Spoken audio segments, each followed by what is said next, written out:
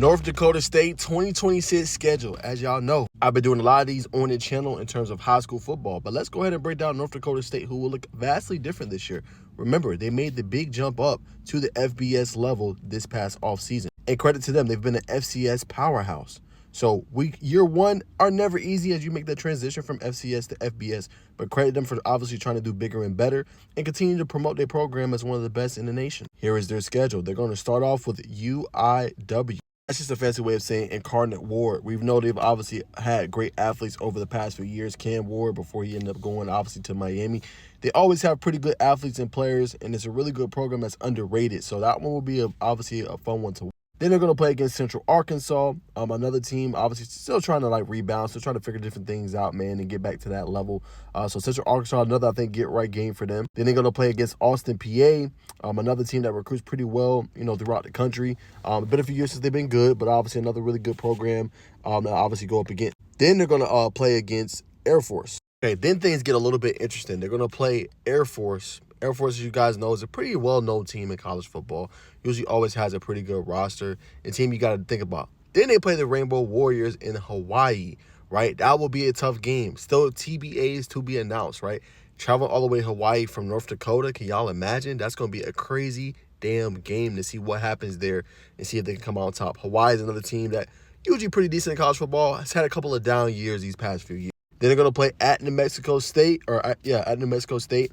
Another pretty good team, the Lobos. We know how good, obviously, they usually are running the football. Being that team, you got to obviously keep an eye on. Then they play Nevada. Nevada's been a few years since they've been good as well. But Nevada, obviously, another, decent opponent to obviously go up against. Then they have, obviously, NIU, Northern Illinois, and obviously the Huskies. Remember, a few years ago, they beat Notre Dame, right? So NIU is never a team that you can slouch at, never a team that you could just overlook because they're always pretty well coached, and they're always a pretty damn good defensive team as well, man. So can never sleep on Northern Illinois. They're always going to be a team that you got to keep your eye on. All right, then they're going to play UTEP, right? Obviously out there in San Antonio, playing up against, the Miners. That'll be obviously a very intriguing game. Then they go up against Wyoming, another game that'll be very intriguing to see. That'll be a home game.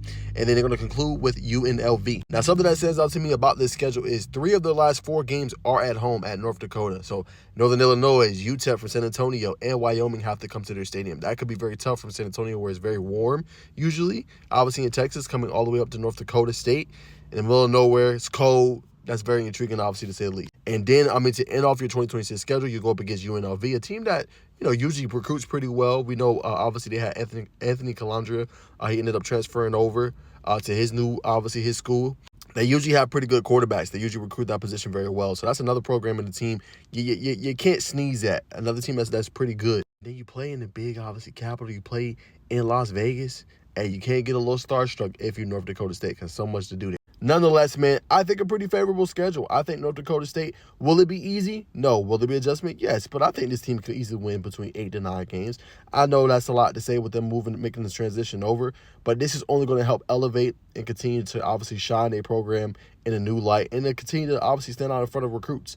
That is what you want, and I think North Dakota State has that formula, and I think they have a good year this year and only go up high. I know it's in the middle of nowhere, but when you have a powerhouse program like this and they're continuing to battle at high levels, why would you not want to challenge yourself? But comment down below how many games you guys got North Dakota State winning in year 1 in their new conference.